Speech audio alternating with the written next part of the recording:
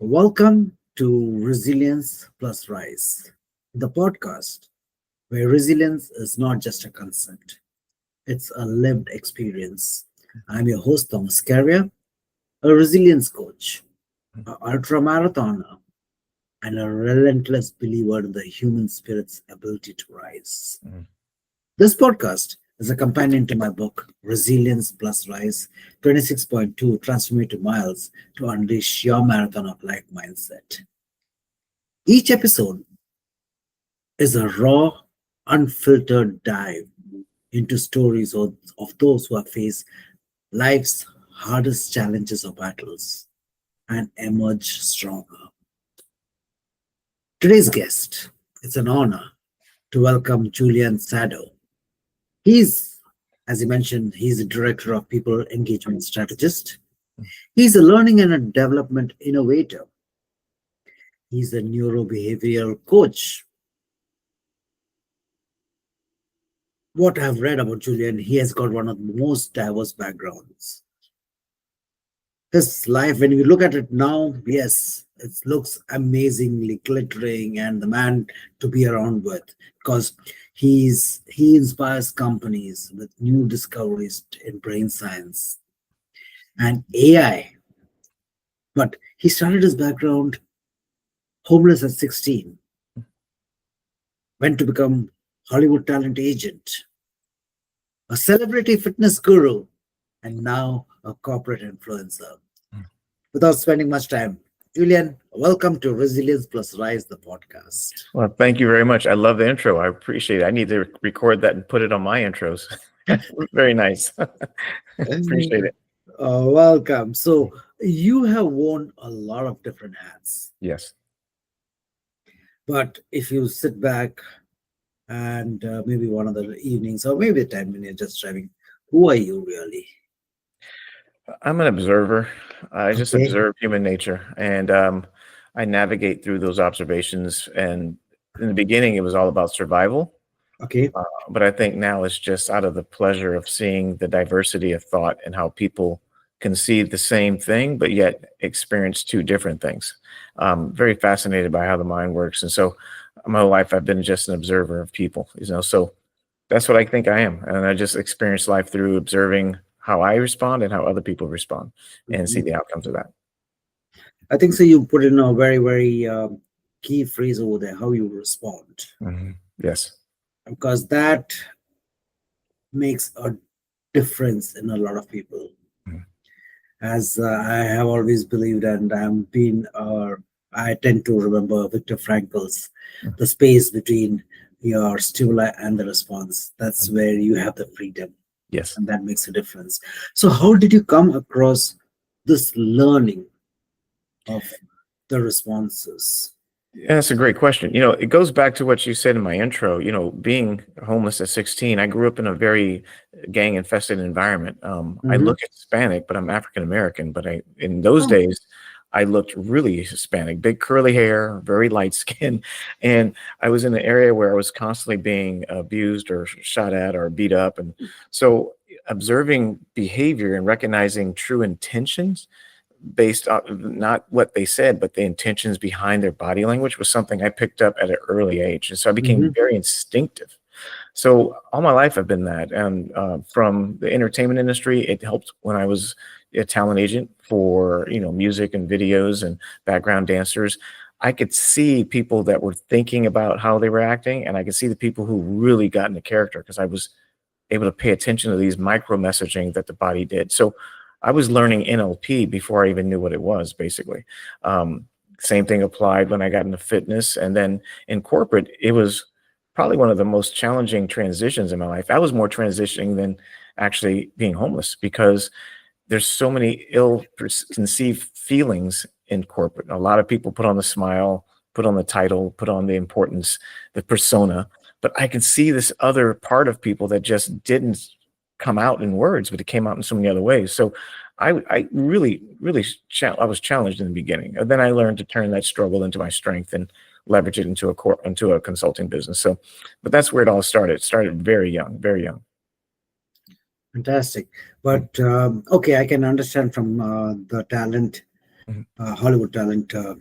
platform Mhm. to fitness. Yeah.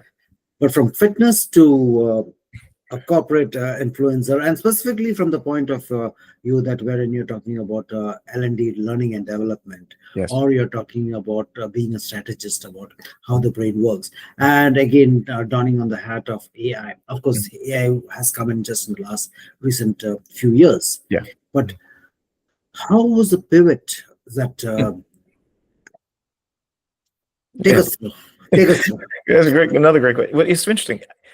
Thinking about what I just said, I grew up in a very gang infested environment. I didn't know real men, like professional men. I didn't know people that had 401ks, finance backgrounds. I didn't know anything like that. All I knew was, gang members and drug dealers and things like that. So I never had a real man figure in my life. So when I got married, I was already doing very well in the fitness industry, but the people that I was around that I did meet that gave us marriage counseling in the beginning, they didn't think my fitness industry was a business that can sustain a marriage and having a family. And at the same time, I was audited by the IRS at the same time. So I was like, oh, maybe I should do something different. Maybe this is a short-lived thing. And I just listened to these men who actually I felt had the right answers, even though it was out of my element. And I say this to anybody who's listening, know your gut, because I heard my gut talking to me. I knew Mhm, it wasn't my gut. And I knew that I should stick to my passions, and mhm, which was helping people, serving people, and getting people to think about their own wellness in mental and physical. I was speaking mhm. mental before I even knew it. I was talking motivation and mindset. Um, and then I actually was mentored by Jim Rohn. I don't know if you know who he is, but Yes, of course. so I got into finance because I got audited, and I figured, well, let me just get into sales. And my first job was life insurance sales and financial planning. So I got Mhm, licensed, and I was suicidal. I was so depressed because now I'm not in sweats anymore and workout clothes. I'm in suits and calling all my celebrity friends, asking them, do they want to buy life insurance? Of course, they said no, and they ran from me. So I lost all my friends. I was in a world I didn't really understand, even though I had the suit and the persona that came with it. mhm, And Jim Rohn looked at me. He basically, the Viktor Frankl thing you were just talking about, he had that whole mindset. It's like, understand yourself more than anything else and you'll figure it out. And he just mentored me and gave me the right books, and he gave me a lot of like time to just hear myself and what I was saying, and he would challenge my answers to his questions, and he would make me think about my subconscious thoughts of why I said that. And so he actually introduced me to NLP and behavioral science. He goes, I want you to study it, but not because you want to teach it, but study it for you. Like, learn, self-therapize your idiosyncrasies, and you'll see how it applies to everything in your life. And that's what I did. So I was able to transition from that low in the world and get into how I can leverage it in my business. And I did. fantastic.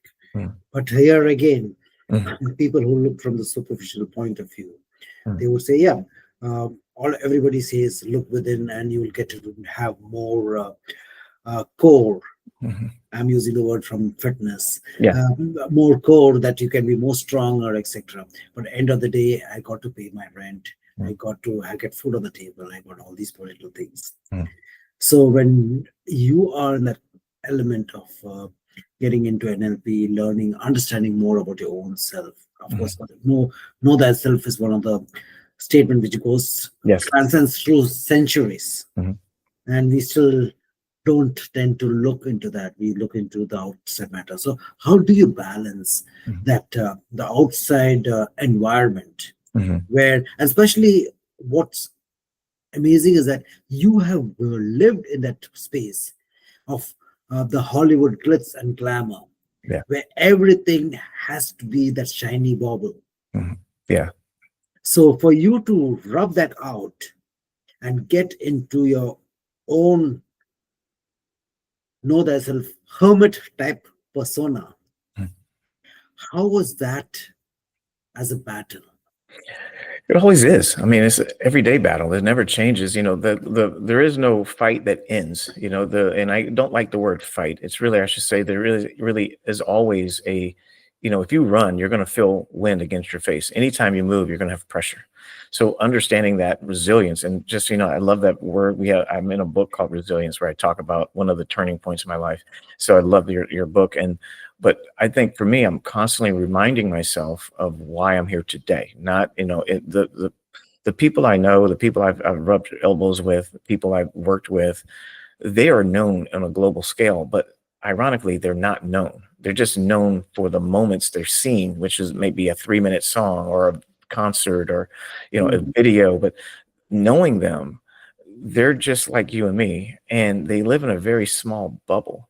And I saw them struggling with the same things I struggle with childhood traumas, with feelings of not being worthy, how their parents treated them, never measuring up, feeling like it's going to end. The accolades are just false. Who my friends are, the same struggles you and I have had. They're no different.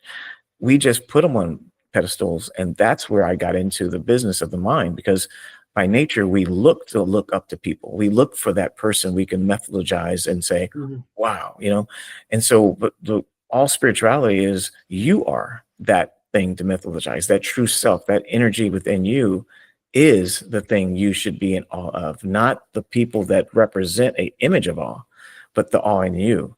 And so I recognize that, and so I don't look at people in that way. I just look at their essence, their spirit. And that's when I don't change when I meet them. If I met you and I met a person down the street, or I met, you Mhm. know, any celebrity right now, I wouldn't be like, oh, nothing changes, because I still see the same energy. Does that make sense? Of course, Yeah. I do. And actually, that would be kind of coming to my next element is that your motto is to inspire people Mhm. and corporates with new discoveries. Specifically, the article that you put up yesterday on or today Mhm. on LinkedIn Yeah. about brain science and AI in all levels of leadership. Mhm. Though I'm tempted to dwell deeper into it, my next question is: you have been teaching a lot, Mhm. and to the listeners, what are few simple, I don't say the word advice because I myself don't like people giving me advice, but suggestions for them to grow more as a human, Mhm. grow more within? Yeah, that's a great question, and it's hard to put a few. So there's so So many. please, Yeah, there's yeah, so many. we But got some time here. one of the things I do, and I tell people to do all the time, is break away from the noise. Like, I don't have social media, radio, anything for at least 24 hours a week. So one day a week, I don't touch any technology, because my brain is constantly being manipulated by so many things I see, from the colors, the sounds, to the words. All that is affecting my subconscious. And we don't have, like I said in the previous post I had, maybe not long ago, with my spouse, we don't have tigers chasing us anymore, but just the noise alone is the tiger now. So we're constantly stressing ourselves out subconsciously. So being able to have just silence and hear your own thoughts is a game changer. And people, it's very hard for people to do that. It's really, some of the people I coach, they're like, I couldn't do it. I only did it for an hour and I had to go look at my phone. What if my son calls me and he needs me? I'm like, what happened before we had phones? You talked to him when you got to there, so it's just a matter of understanding that. So that's one thing, is being able to break away maybe 3 days a month and one day a week. So one day you just, no technology. If you do listen to music, and let it be just sound, just like either vibration sounds or frequencies, jazz or classical music, but nothing where it's like somebody saying, oh, I lost my puppy, or I'm sad because my wife left me. None of those songs are just throwing the wrong messages into your subconscious. um, Thing I do is, I'm still in the fitness. I'm closer to 100 than anything, but I'm very well healthy, and I spend every morning, I'm up, and I tell people, get up early, do the things for you personally. You have to take personal responsibility to your physical well-being. So I'm outside, I'm grounding, I'm exercising in the park. Just yesterday, I was at the park and I was doing some pull-ups and stuff on a kids thing, and some little kid came by and I challenged him to see if he can do more than me, and it was fun. We had a great time, So just have fun with being outside nature. And the last thing I say is, actually read. I mean, actually read a real book and write in it and write your thoughts, because that's where the memory is housed. It comes with the neural pathways, gets stuck when you actually use your hands and your eyes and you're reading and you're working on it with you. It's like your soul body is taking it in, not hearing it from somebody else. So those are three things I say that those are old school, traditional, rooted things that just really bring you back to being human again.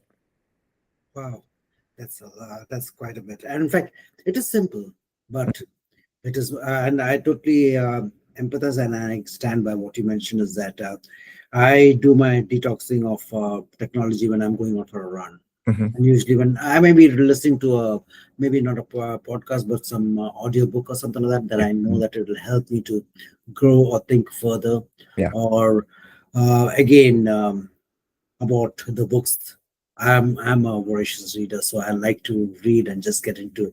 Okay, now we have got the different audiobooks and things like that. But then, for me, maybe it's the old school of thought, but then there's a different flavor when I'm turning the pages of a book. Whether it's that's where it is. Yeah. And I also look into meditation. But anyway, the thing over here is that when you're looking into the new age, I don't know whether we can call it, but the way AI is coming across and the knowledge that it's bringing about, what we are learning. What's your thoughts on those? Well, there's two things. I mean, when computers came out, people thought, we're not going to have the ability to be our own selves. When calculators came out, they said kids were going to be dumb because now they're going to rely on calculators. I think there's always a fear of what could happen. So what could happen is we rely on it too much, and our creative side becomes reliant on an AI to do things for us. And it's been shown that our creative side of our brain is atrophying. Some people who leverage it improperly. So that's one thing that's really in danger. The other side effect, the positive side of it is it's motivating people to use more of the creative side as well. So it's getting people to think bigger, and it's giving them the ways to think bigger and how to be bigger. I think there's a lot of lessons to be learned in AI. I think we're using it still very shallow in a lot of ways. I just interviewed the guy that started a AI company. I won't post it here because I didn't get permission to do that, but talk to you about it. But just having him and interviewing him about what his AI does was, fascinating, because he and I believe the same thing. It's like, it's going to be some bad for some people and it's going to be good for others, but you have to be aware of yourself and don't get lazy and leverage it as a resource, but not as a crutch. And so I think it's going to help and create new businesses, new companies, new positions. And it's also going to hurt some companies and some positions and people because they haven't adapted. But that goes back to what I was talking about in that post you talked about on LinkedIn. Human nature, our nature is to not change. But the person that is exceptional is the one that's excited about change. So the goal is to reframe your thoughts and feelings about something that is like safety for yourself, and realize it's not a danger, but it's more of an excitement. It's actually healthier for you to change. And so I'm trying to get people to understand that. It's like, don't just lean into your natural behaviors, because that is animalistic. That is not the choice that the Spirit of God gave you, to choose something, even though it might seem otherwise wouldn't be beneficial. So that's my hope. Fantastic. Yeah, in fact, a lot of esteemed guest partners that I've had on my podcast, most of them, they do say this. They do go back to the basic elements that, there is a book which has been given around, which basically says about life. Yes, it's your choice whether you want to believe it or not. But again, there are some truths about humanity, when you work on it. Working with another person, helping another person to grow, that's when you start also growing. You just gave a suggestion about making AI a tool, which is the right thing, because again, when the calculators came in, when I was doing the engineering, calculator was very much a good tool, but that has not stopped me. Like today also, when I'm doing a Sudoku or something like that, I'm using those particular mental facilities and how exactly it does. And it's interesting because the tools are there, but when you work on something else, which pushes your own human boundaries. Right. The next one is that what would be some other suggestions that you would give to the people in this, as they say, change is the only thing which is constant, and the change is really coming up in a very amazing way. Yeah. What would you say, especially when I'm taking your favorite point of the brain science? Mhm. So I guess you're asking me what I think is be the biggest change coming. No, I'm asking you, what would you suggest to the people that how they can be more resilient? Oh, okay. Yes. Okay. So going back to the brain science, changing is be intentional about change. Like be willing to do different things. Like focus on being different. Like if you if you do have to drive to an office, take a different route. If you have to, go to a different grocery store and change your environment, and you'll see more energy and you'll see more alertness in your whole life. Your life starts opening up. Colors change on you. You become more aware. You have more energy because when you're mundane and you're having habitual things, you're almost like zombie-like. So I tell people to change on purpose, so it becomes a natural thing to have change, whether it be brushing your teeth with your left hand if you're right-handed, to trying a restaurant, not because someone told you about it, but because you just saw it and you're like, I'm gonna try that different place I've never thought about before. Because we don't think about how much we are habitual. We don't think about how much we don't change. We just see it Mm. as this is who I am. And you realize it's not who you are, it's who you're habitually been, but you can be and do anything you want as long as you choose to. So I say do it on purpose. Like make an effort to, instead of taking the highway, take the street and try different roads. Don't even use your maps. Just try a way to get to work without having a map. Use it. Just use your brain in a way that's it's been designed. That's dangerous because you're time bound. Unfortunately, a lot of us we are time bound, right? Yeah. And we need to get through, and that comes to the next beautiful things which we love, and we try on the stress. Yeah. Because well, it's funny because I sorry. tell people, if you think about it, we are the only creature on the planet that can choose to change.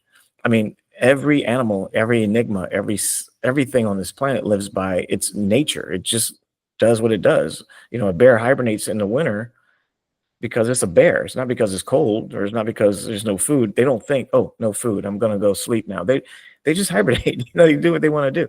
We're the only creature that says, you know what, I don't want to do this anymore. I'm going to choose to do that. And it might take me longer, but I'm choosing to get up a little earlier so I can take a different route. So that is the power of choice. And when you start doing those little micro changes, you'll realize that the bigger changes aren't scary. It's just foreign. It's just new. That's all it is. And so you find out it doesn't sting as much when you start changing little things. So that's why I tell people, when I coach, I have people do little things. One of the biggest things I do, and I've had my clients tell me they're never going to tell how they succeeded. I have them get their favorite dessert and they buy it, if they can afford it, of course, put it in the fridge or wherever it should sit and let it go bad and throw it away. Because I want them to have that urge to eat something that they really like and then choose not to do it because it's their choice, and create that brain power to say, you know what, I'm going to do what I want to do. It's fun. It's a fun exercise. I do it in a different way, that I buy one of my favorite drink or something like that, and I allow it to be on the shelf. Then I wait for a real good celebration, even though those mini victories are required, but I wait and I wait and I wait. Yeah. And I know that there is a prize at the end of the tunnel. So yeah, there you go. to the next particular topic I would come to, Julian, is that I know that there's a lot of things on the go, but are there some key projects, key elements? And guys, I will be putting out Julian's information in the comments down below. So do feel free to reach out to him, or if you've got any pressing questions or just want to connect and know this amazing persona called Julian Sado, please go ahead and do connect with him. But do you have any major projects or something that is a dream thing which is maybe happening in 25, 26, 2026 or something like that?